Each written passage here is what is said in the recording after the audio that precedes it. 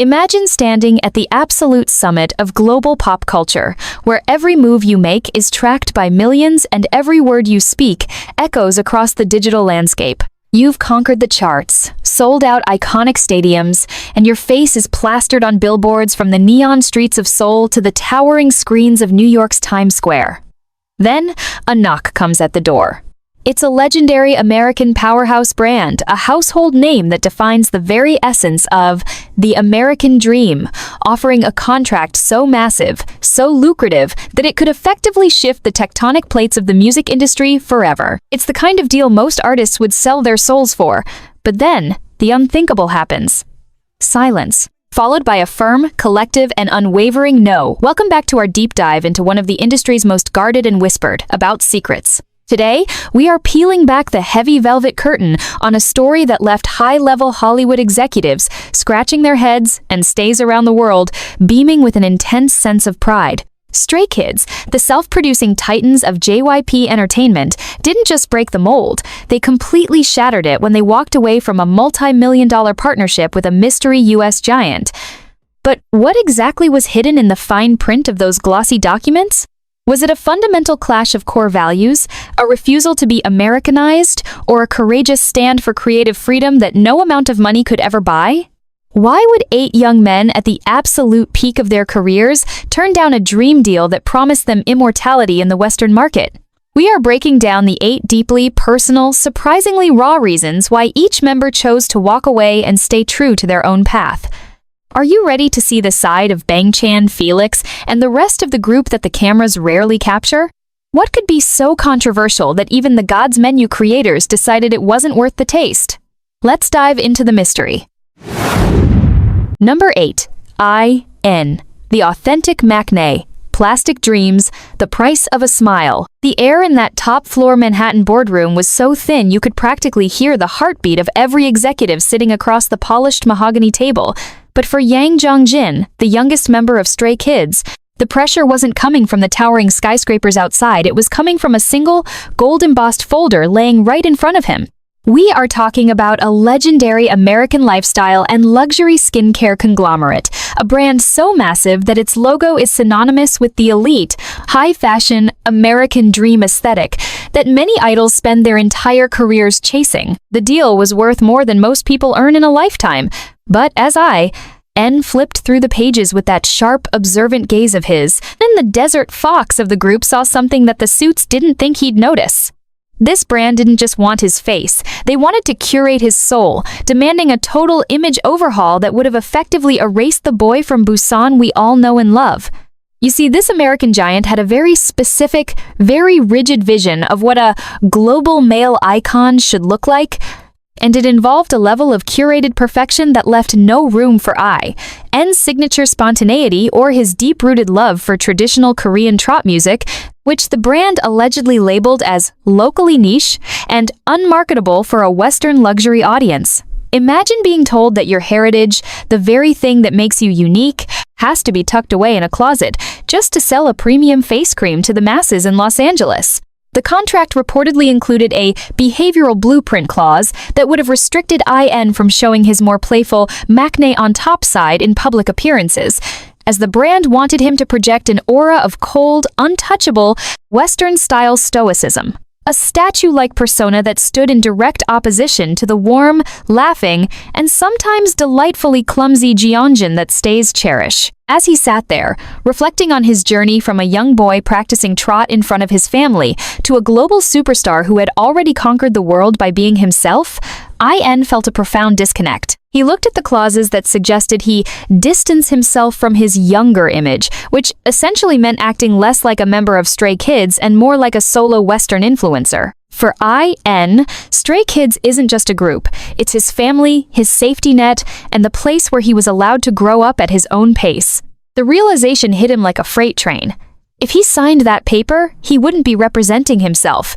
He'd be playing a character designed by a marketing department 3,000 miles away. He thought about the fans, who look at his smile and find comfort, and then he looked at the contract that wanted to turn that smile into a calculated, commercial asset.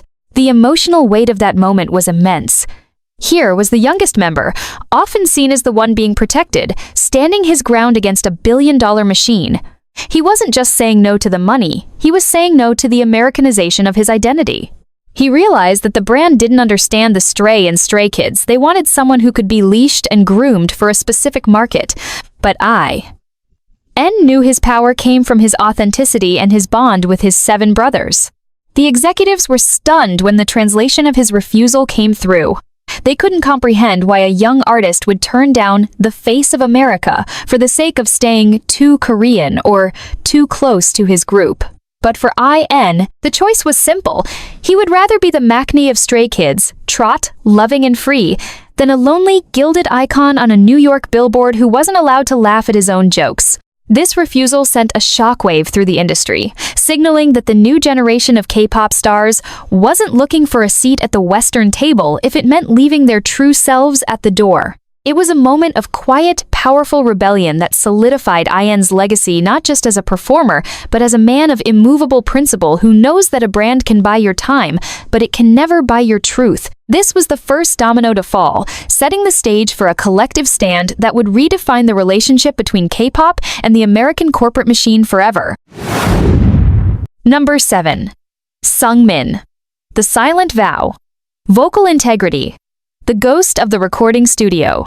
If you think you know the discipline it takes to be a main vocalist in the most demanding group in the world, then you haven't seen the world through the eyes of Kim Seungmin, the man often called the dandy boy of Stray Kids, whose calm exterior hides a furnace of professional ambition. While the world sees a polite, well-dressed idol with a voice like velvet, those inside the industry know him as the perfectionist of the recording booth, someone who would rather spend 10 hours perfecting a single note than spend 10 minutes celebrating a win. So, when a massive American beverage and lifestyle conglomerate, one of those names that literally sponsors every major music festival from Coachella to Lollapalooza, approached him with a solo branding deal that looked like the golden ticket to Western mainstream stardom, everyone expected a quick signature. But the boardroom in Seoul, where the final terms were laid out, felt more like a courtroom for Seungmin's soul. This brand wasn't just looking for an endorser. They wanted a vibe, a specific rock star rebel aesthetic that relied heavily on portraying a lifestyle of late-night excess, high-energy partying, and a cool disregard for the rules. They wanted Seungmin to be the face of their new global campaign centered around the theme of the never-ending night, which sounds poetic on paper.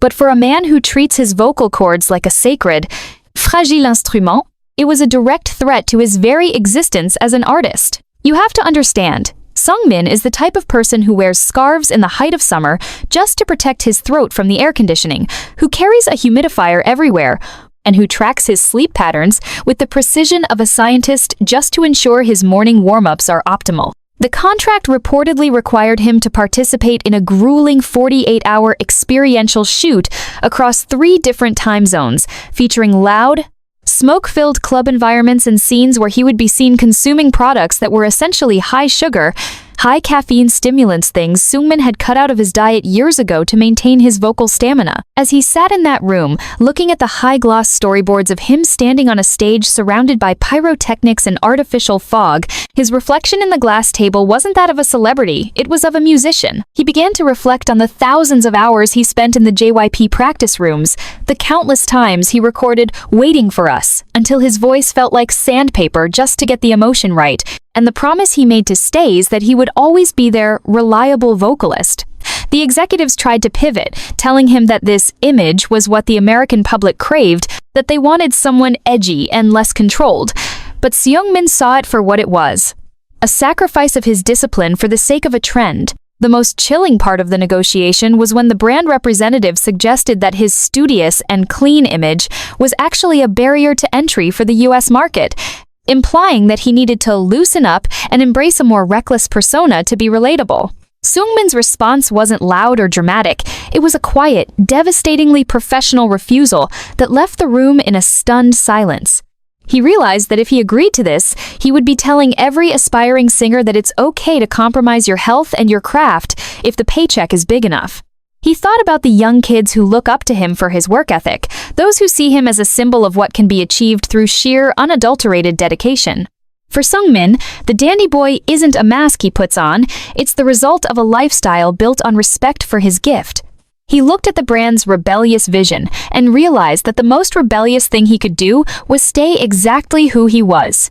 He chose the integrity of his voice over the volume of his fame, knowing that a single no to a beverage giant was a yes to another decade of being able to hit those high notes with crystal clarity. The emotional weight of walking away from a deal that could have put his face on every vending machine in America was massive, but the relief he felt when he stepped out of that room was even greater. He didn't need a brand to tell him he was a star, he needed his voice to tell the story of a man who wouldn't be bought. This wasn't just a rejection of a contract, it was a declaration of war against the idea that K-pop idols are just malleable products. Seungmin proved that his dandy boy persona has teeth, and those teeth are sharpened by a level of self-respect that no marketing budget can penetrate. It makes you wonder, if a man is willing to turn down the world to save his song, what other secrets are being kept by the rest of the group? How deep does this loyalty to their own art really go when the stakes are this high?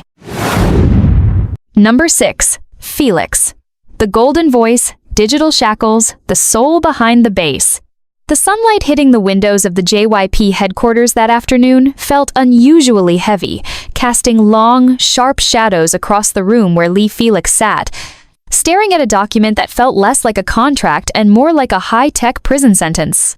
We are talking about one of the most powerful, tech-integrated food and beverage empires in the United States, a brand that doesn't just sell products, but literally owns the digital airspace of the modern generation. They didn't just want Felix to appear in a commercial, they wanted something much more intimate, something that struck at the very core of his identity as an artist and a human being. The proposal was centered around Project Sonic Identity, a multi-year deal where this American giant would essentially purchase the digital rights to Felix's iconic, deep bass voice to be used as an AI-integrated spokesperson across their entire global digital infrastructure. Imagine your voice being synthesized, sampled, and re-engineered so that a computer program could speak for you 24/7 in every language, selling products you've never tasted and saying words you've never thought. As Felix read through the clauses, his usual sunshine demeanor shifted into something much more contemplative and protective. The brand's vision was to create a virtual Felix that would interact with millions of customers in a way that felt authentically human, but was entirely controlled by an algorithm. For a young man who moved from Australia to South Korea, leaving behind everything he knew to find his own voice in a world that often tried to silence him, this felt like a betrayal of his journey. You have to remember, Felix didn't always see his deep voice as a gift. There were times in his trainee days when he struggled with his confidence, wondering if he fit the standard K-pop mold. He worked tirelessly to turn that unique trait into his greatest strength, a signature that Stays can recognize in a heartbeat. Now, here was a massive corporation telling him that his voice was so valuable, they wanted to strip it away from his body and turn it into a corporate asset. The contract reportedly included a perpetual likeness clause, meaning that even if Felix wanted to stop the campaign, the AI version of his voice could continue to exist and evolve indefinitely. But it wasn't just about the voice. The brand also had a visual standardization requirement for the digital avatar, which suggested smoothing over what they called skin inconsistencies, a corporate euphemism for his beautiful, natural freckles. For Felix, those freckles are a bridge to his past, a symbol of his natural self that he has learned to embrace and love alongside his fans. Seeing a proposal that wanted to airbrush his history and automate his soul was a breaking point. He sat there, reflecting on the long nights in the practice room, the times he leaned on his members when the pressure felt like it would crush him, and the way he communicates with fans through Bubble or during concerts, always with a raw, unfiltered sincerity. He realized that if he signed this, he would be handing over the keys to his most personal form of communication. The executives in New York were offering a sum of money that could have secured his family's future for generations, but to Felix, the price was too high because it cost him his humanity. He thought about the kids back in Sydney who look at him and see that being different is a superpower, and he knew that if he became a digital ghost, he'd be telling them that their uniqueness is just something to be sold to the highest bidder. The atmosphere in the room turned icy when his team relayed his concerns. The American representatives couldn't understand why he was worried about an AI avatar when he could be everywhere at once without lifting a finger. But that was exactly the problem. Felix wants to be present. He wants to be the one who says stay with his own breath, his own effort, and his own heartbeat. The decision to reject the deal was a profound statement against the dehumanization of idols in the age of AI. It was a moment where the Stray Kids' philosophy of step out was put to the ultimate test. Would they step into the easy path of corporate automation, or would they stay on the hard road of authentic connection? Felix chose the road. He chose his freckles, his imperfections, and the right to own every vibration of his own throat. This rejection didn't just shock the tech brand, it sent a message to the entire entertainment industry that the soul of an artist is not a data point that can be harvested. By saying no, Felix protected not just his voice, but the very essence of what makes the bond between an idol and a fan real. It leaves you wondering, if the voice of the group refused to be a machine, how much further would the other members go to protect their own secrets? What happens when the most approachable member shows the most immovable strength? This was just the beginning of the group's defiance, a ripple that was about to become a tidal wave as the next member stepped up to the table. Number 5. Han. The Quokka's Cave, the social price, the mastermind's solitude.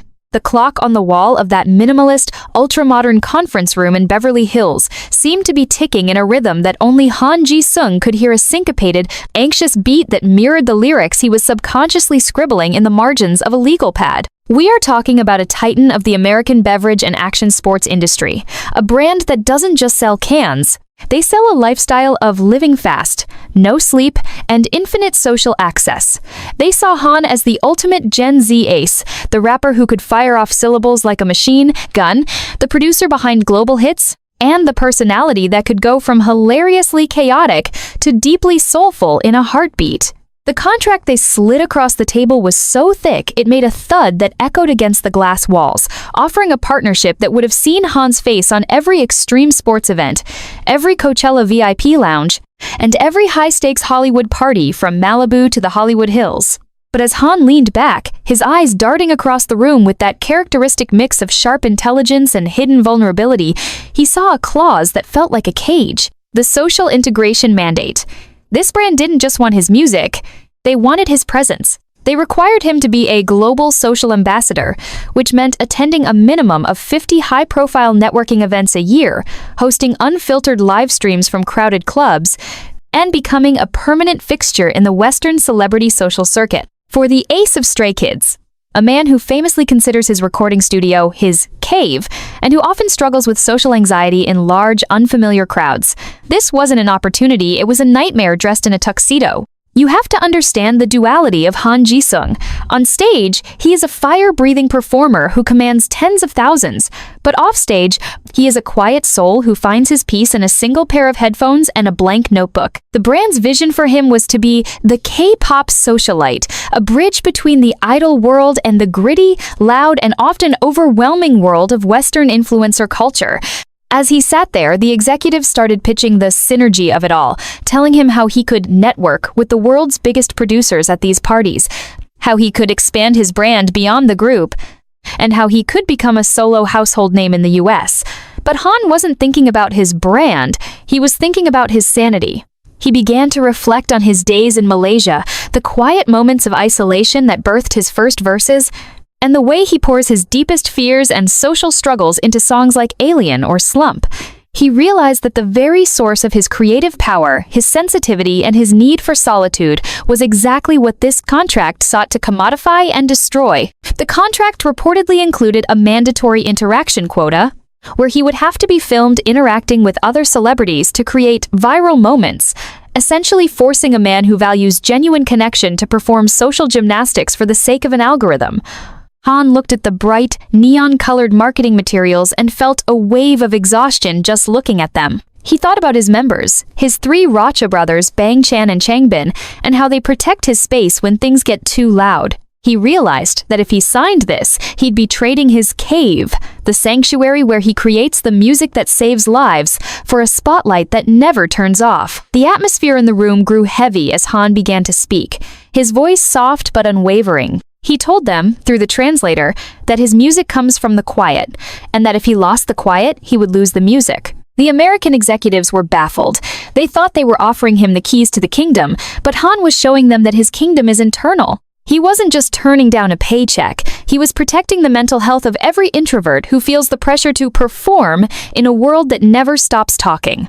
He chose the right to say, "I'm tired," the right to stay home, and the right to only be on when he's on stage with his 7 brothers. This refusal was a powerful statement about the importance of mental boundaries in an industry that often demands 24/7 accessibility. It was Han Ji-sung, the kwaka of the group, proving that he has the courage to walk away from the loudest room in the world to protect the music in his head. This decision didn't just save his peace, it reinforced the idea that Stray Kids isn't for sale as individuals if it means losing the essence of who they are behind the scenes. Imagine the sheer weight of that choice, to look at the most powerful people in LA and tell them that your peace of mind is not for sale at any price. Han knew that the Western market often eats its stars alive by demanding constant access, but he was setting a new standard. The music is enough. The silence that followed his refusal was deafening, a stark contrast to the loud parties he was being asked to host. As he stood up to leave, he wasn't looking at the billboards outside, he was looking at the lyrics he'd written on his pad during the meeting, a new song born from the pressure of the moment. He proved that even in the heart of the corporate machine, a true artist's soul remains untouchable. It makes you wonder, if the group's most prolific songwriter refuses to play the social game, what happens when the brand tries to go after the members who seem the most marketable? How many more no's were waiting in those folders? The tension was only rising as the meeting moved to the next member. How would the group's visual handle the pressure when the focus shifted from talent to just a pretty face? Number 4. Hyunjin. The painted veil, corporate canvas, the artist who refused to be a prop. The silence in that minimalist, white-walled gallery in Chelsea, Manhattan, was so profound you could almost hear the dust motes dancing in the afternoon light. But for Hwang Hyunjin, the atmosphere was thick with a tension that no amount of expensive air filtration could mask. We are talking about a monumental collaboration proposal from a legendary American high-fashion house, a name that has defined cool for over half a century. A brand that represents the pinnacle of the New York elite and the absolute height of the global luxury market. To the world, Hyunjin is the visual of Stray Kids, a man whose every movement on stage is a masterclass in fluid grace and whose face has the kind of ethereal beauty that makes time seem to stop. The brand didn't just want him to wear their clothes, they wanted to launch a Hyunjin X brand name global initiative, a multi-year campaign that would have seen his face on skyscrapers from London to Tokyo. But as Hyunjin sat there, his long fingers tracing the edge of a mahogany table, he wasn't looking at the zeros on the contract. He was looking at the creative restriction appendix. You see, Hyunjin isn't just a performer. He is a deeply sensitive artist who finds his solace in the messy, chaotic world of oil paints and charcoal. In recent years, stays have watched him blossom into a truly gifted painter, someone who uses the canvas to express the emotions that are too complex for words. The brand's proposal, however, included a visual identity stewardship clause that was essentially a death warrant for his creative freedom. They wanted to curate his public art, demanding that any painting he shared on social media be approved by their marketing team to ensure it aligned with their polished, high glamour, and relentlessly positive aesthetic. They even suggested that he stop painting melancholic or abstract pieces because they didn't suit the brand's vibrant energy. Imagine being told that the very outlet you use to keep soul sane in the whirlwind of global fame is now a corporate asset that needs to be sanitized for the American consumer. Hyunjin looked at the glossy storyboards, where they had already photoshopped his paintings into the background of luxury lifestyle ads, turning his private reflections into mere wallpaper for a product. It was a visceral gut punch. He began to reflect on the long nights he spent alone in his studio, the smell of turpentine and the feeling of paint under his fingernails being his only reality after a grueling tour. He thought about the vulnerability he shares with fans when he shows a piece that isn't perfect, but is real. He realized that if he signed this, his art would no longer be a bridge between him and his fans. It would be a marketing tool used to sell leather goods. The contract also reportedly sought to standardize his physical appearance for the duration of the deal, which would have meant no more spontaneous hair color changes or unauthorized shifts in his personal style, a direct hit to a man who treats his own body as a constantly evolving piece of performance art. The executives in the room were talking about elevating his status to that of a global fashion icon, but Hyunjin saw it as being turned into a high-end mannequin. He thought about the times he struggled to find his own voice, the times he had to fight the just a pretty face label, and how hard he worked to be recognized as a dancer and a creator. To accept this deal would be to go back into the very box he had fought so hard to break out of. The emotional weight of the moment was palpable. Here was a young man being offered the kind of fashion immortality that most models would die for, yet he felt a profound sense of mourning for the artist he would have to kill to get it. He looked at his hands, the hands that dance, the hands that play the guitar, the hands that paint, and he knew they couldn't be owned. His refusal wasn't an act of arrogance, it was an act of survival. Through his translator, he told the shocked board members that his art was the only part of him that wasn't for sale because it was the only part that belonged entirely to him and the people who truly understood his heart. The American team couldn't wrap their heads around it. They thought everything had a price, especially for a K-pop idol whom they perceived as being used to strict control. But Hyunjin proved that the stray in Stray Kids stands for someone who cannot be tamed or fenced in by a corporate contract. He walked out of that gallery with his head held high, leaving behind a multi-million-dollar deal but keeping his soul intact. He chose the freedom to paint a sad sky or a messy heart over the chance to be a flawless, empty icon. This rejection sent a clear message to the fashion world. Hyunjin is an artist who happens to be a visual, not a visual who pretends to be an artist. It was a victory for authenticity in a world of filtered perfection, and it solidified his bond with stays who love him for his depth, not just his silhouette. But as the artist reclaimed his brush, the focus shifted to the powerhouse of the group. What happens when a brand tries to buy the very strength and masculinity of the man who defines the group's dark aesthetic? Is there a price tag on the Dwiki energy, or would the next member be even more unyielding? Number 3. Changbin. The Ironheart. Muscle versus music. The dark rapper's true strength. The air was thick with the scent of expensive leather and the hum of high-performance air conditioning in that Los Angeles boardroom, where CEO Changbin, the undisputed lyrical powerhouse and dark aesthetic anchor of Stray Kids, sat face-to-face with the titans of a multi-billion-dollar American athletic and sports nutrition empire. This wasn't just any brand. We're talking about a global leader whose logo is etched into the floor of every prestige gym from Gold's to Equinox, a company that defines the modern alpha fitness culture. They saw in Changbin the perfect bridge, the rare idol who possessed both the Binny charm and the sheer, raw muscularity that could dominate the Western fitness market.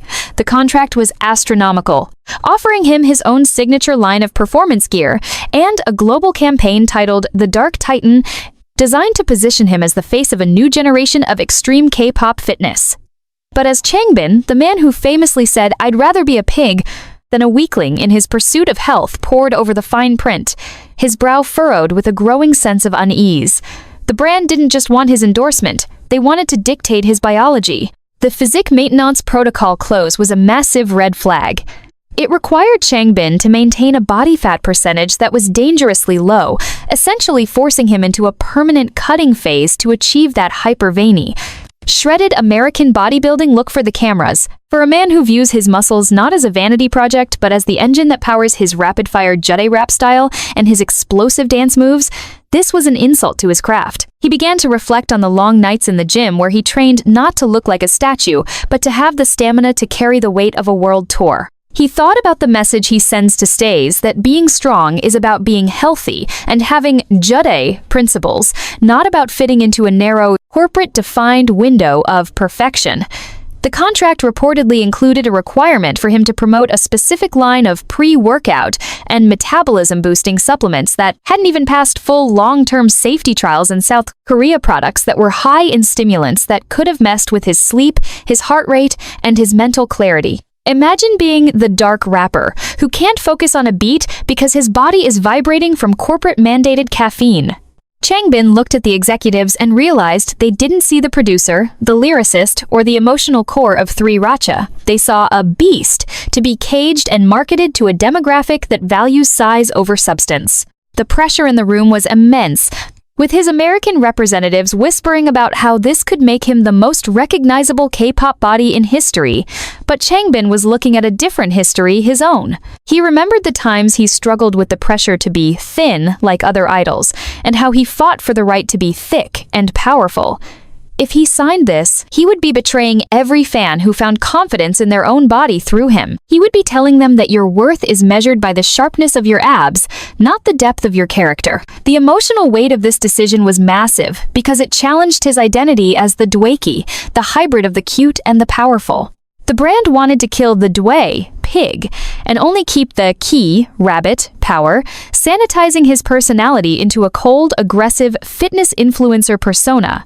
Changbin's refusal was a masterclass in professional integrity. He told them, with a gaze as sharp as his verses, that his body belongs to his music, not to a marketing campaign. He realized that the American dream of fitness often involves a win-at-all-costs mentality that he simply doesn't subscribe to. He chose the Stray Kids way, the way that prioritizes the health of the individual over the expectations of the market. This no was a roar that echoed through the halls of corporate America, proving that you can't buy the dark aesthetic if you don't understand the light that creates the shadow. By walking away from the millions, Changbin didn't just save his health, he saved the jade that defines his very soul. He proved that true strength isn't found in the weight you lift in the gym, but in the weight of the no you give to those who want to change you. This wasn't just about a fitness contract, it was about the sovereignty of the human body in an age of digital manipulation and unrealistic standards. As he left the building, his muscles felt lighter than they ever had, fueled not by supplements, but by the pure adrenaline of being free. It makes you wonder, if the group's muscle refused to be a billboard, what would happen when the focus turned to the dance leader, the man who controls the very rhythm of the group? Could a brand ever hope to capture the lightning in a bottle that is the next member? This act of defiance was a testament to the fact that Stray Kids are not just idols, they are autonomous creators who refuse to let the Western gaze define their worth. Changbin's choice was a victory for every person who has ever been told they aren't the right kind of fit. He stayed true to the Dwaeki spirit, half gentle, half powerful, and 100% unshakable. The shock on the faces of the corporate giants was a small price to pay for the preservation of his artistic integrity. As he stepped out into the California sun, he wasn't thinking about the signature gear he lost. He was thinking about the next beat he would produce with his 3 Racha brothers, fueled by a heart that no brand could ever hope to own. This refusal sent a clear message. Stray Kids' strength is internal, and it is not for sale. The narrative was shifting, and the world was beginning to realize that these 8 men were playing a completely different game than everyone else in the industry. Number 2. Lee No. The rhythm of the rebel, feline independence, the price of a dance step. The atmosphere inside that glass-walled executive suite overlooking the misty skyline of Portland, Oregon, was nothing short of electric, but it was an electricity that felt more like a static shock than a spark of inspiration for Lee Min-ho, known to the world as the dancing statue, Lee No. We are talking about the ultimate holy grail of corporate partnerships, a global sportswear and urban lifestyle titan that essentially dictates what the youth of the world wears, from the streets of Tokyo to the courts of Chicago. This brand didn't just want an endorsement, they wanted to crown Lee No as the global face of urban movement, a deal that included his own signature sneaker line, a massive Street King clothing collection, and a marketing budget that could have funded a small country's space program. For a man who started his journey as a backup dancer, grinding in the shadows of the industry's biggest stages, this was supposed to be the ultimate full-circle moment, the definitive proof that he had moved from the back of the stage to the center of the world's eye. But as Lee No sat there with his trademark stoic expression, his sharp, hat-like eyes scanning a contract that promised him unprecedented global visibility, he found a section titled The Lifestyle Integration Initiative that made his blood run cold. This American giant didn't just want his dance moves, they wanted to colonize his private world, specifically his home and his relationship with his 3 beloved cats, Suni, Doongi, and Dory. The contract reportedly contained a domestic transparency clause, which would have required Lee No to allow a film crew into his private residence for a weekly, unfiltered digital series designed to show the soft side of the tough dancer for the American audience. They wanted to turn his sanctuary, the only place where he can truly drop the idol mask and just be Minho, into a commercial set where his cats would be used as reoccurring brand mascots. Imagine the level of intrusion being told that your most private moments of healing, the quiet times when you're just a guy caring for his rescued pets, are now property of a corporation to be edited and sold as relatable content. You have to understand Lee No's perspective. This is a man who values his boundaries with a ferocity that is legendary within the group. For him, dance is a sacred, disciplined craft, and his home is the fortress that protects his mental health. The brand's vision involved dramatizing his past as a backup dancer, creating a scripted struggle narrative that Lee No felt was a disrespectful caricature of the hard work and genuine passion he put into those years. They wanted him to play the role of the lonely, misunderstood rebel who found solace in their shoes, but Minho knew his story was far richer and more communal than that. He thought about the long nights he spent teaching choreography to the other members, the way he uses his harsh honesty to push them to be better, and how he finds his true peace in the silent understanding of his cats. He realized that if he signed this, he'd be selling the only thing he has left that isn't for public consumption, his peace. The executives tried to sweeten the deal, mentioning that the Suni Dooney and Dory limited edition sneakers would donate a portion of proceeds to animal shelters, a clever tactic designed to pull at his well-known heart for animal welfare. But Lee No saw through the corporate manipulation. He knew he could, and already does, help animals on his own terms without turning his living room into a reality TV set. He looked at the cameras the brand already had set up in the room to capture the historic moment of signing and felt a wave of profound defiance. Through the translator, he gave one of his famously blunt and short responses, effectively telling the board that while they could buy his feet for a dance, they could never buy the floor he walks on at home. The emotional weight of this no was immense. It was a rejection of the parasocial demand that idols must give every ounce of their private lives to maintain relevance in the West. Lee No stood up for the right to be weird, the right to be private, and the right to keep his family, even the feline members, away from the greedy eyes of the marketing machine.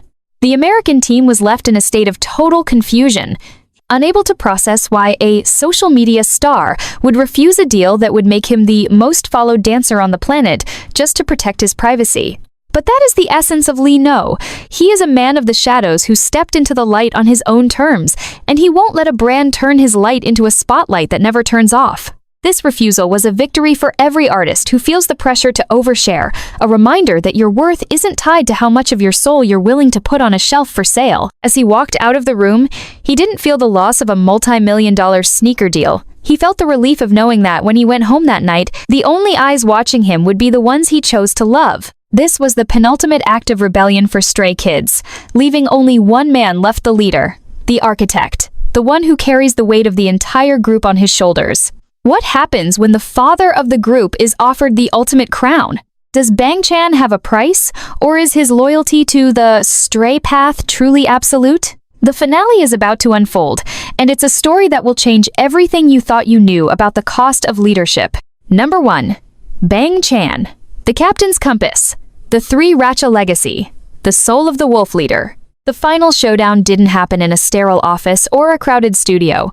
It took place in the quiet, suffocating luxury of a private penthouse overlooking the glowing embers of the New York City skyline, where Christopher Bang, the leader, the architect, and the protective wolf of Stray Kids, sat alone across from the most powerful gatekeepers of the American music industry. We are talking about a media and entertainment conglomerate so vast it practically owns the concept of global stardom, a titan that has the power to turn a name into a legend overnight, ensuring every radio station, every late-night talk show, and every major cinematic soundtrack is dominated by their chosen artists. The contract on the table was the Master Key, a document that promised to elevate Stray Kids beyond the realm of K-pop into the stratosphere of universal icons, the kind of deal that would see them mentioned in the same breath as the greatest legends of Western pop history. But as Bang Chan, the man who spent 7 long, agonizing years in the shadows of the training rooms, lean and hungry for this very moment, began to peel back the layers of the legal jargon, he found the one thing he could never, under any circumstances, sign away: the creative sovereignty of the group. You see, the American giant didn't just want the group's talent, they wanted the keys to the kitchen specifically. They wanted to dismantle Three Racha. The contract included a production integration mandate that would have required the group to stop producing their own title tracks, handing over the sonic direction of Stray Kids to a team of elite, Western hitmakers who specialize in standardized, radio-friendly pop. They argued that the group's signature noise music, the very sound that defined their identity and saved the lives of millions of stays, was too polarizing for the conservative American mainstream and needed to be refined and polished by people who understood the market better. Imagine the sheer, crushing weight of that demand on a man who literally handpicked every member of his team, who stayed up until dawn in the Chan's room studio perfecting every beat, and who built the foundation of Stray Kids on the blood, sweat, and tears of self-production. Bang Chan looked at the clauses that suggested he step back from his role as the primary producer, the ones that implied his vision was a risk factor to their return on investment. The executives tried to frame it as freeing him from the burden so he could focus on being a performer, but Chan knew that for him, the music is the burden he chose to carry with pride. He began to reflect on the early days of Hellevator, the skepticism they faced for being too loud or too different, and how he promised his 7 brothers that as long as they stayed together, they would never have to change who they were for anyone. He thought about the trust in Han's eyes when they finish a track, the precision in Changbin's rap that only works because they understand each other's heartbeat, and the way the members look to him when the world gets too dark. The emotional gravity of this moment was staggering.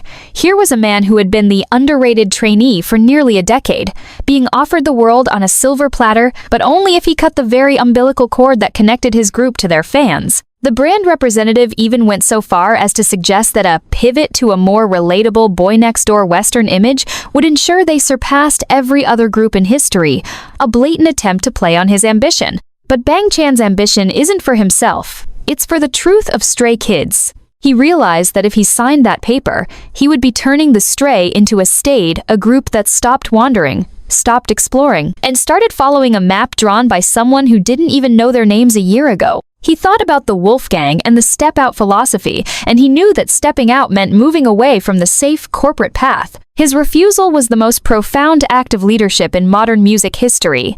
It wasn't just a no to a brand, it was a yes to the future of every self-producing artist in the industry. He told them, with a calm that unsettled the room, that Stray Kids' music isn't a product to be refined, but a conversation with their fans that cannot be mediated by a third party. He chose the uncertainty of the Stray path over the guaranteed hollow success of a corporate puppet. The executives were stunned. They couldn't fathom a leader who would prioritize creative control over the chance to become a household name in every American city. But for Bang Chan, the only house that matters is the one he built with his 7 brothers and Stay. He walked out of that penthouse, not as a celebrity who lost a deal, but as a captain who saved his ship from a gilded iceberg. He proved that the wolf doesn't need a pack leader from a different forest. He is the leader. This final rejection solidified the group's unstoppable status, sending a message to the global industry that Stray Kids are not a brand to be acquired, but a movement that is already rewriting the rules of the game. By standing his ground, Bang Chan ensured that every note stays here is authentic, every lyric is lived, and every beat is a heartbeat from the members themselves. It makes you realize that the greatest power an artist has isn't their voice or their dance, but their ability to say no when the world is screaming yes. This was the moment Stray Kids truly became God's menu, a dish prepared by their own hands, served on their own terms, and one that the corporate world realized they could never afford to buy. The mystery of the refusal was finally solved, leaving the world in awe of 8 men who valued their soul more than the American dream, and in doing so, they created a dream of their own that the whole world now wants to be a part of.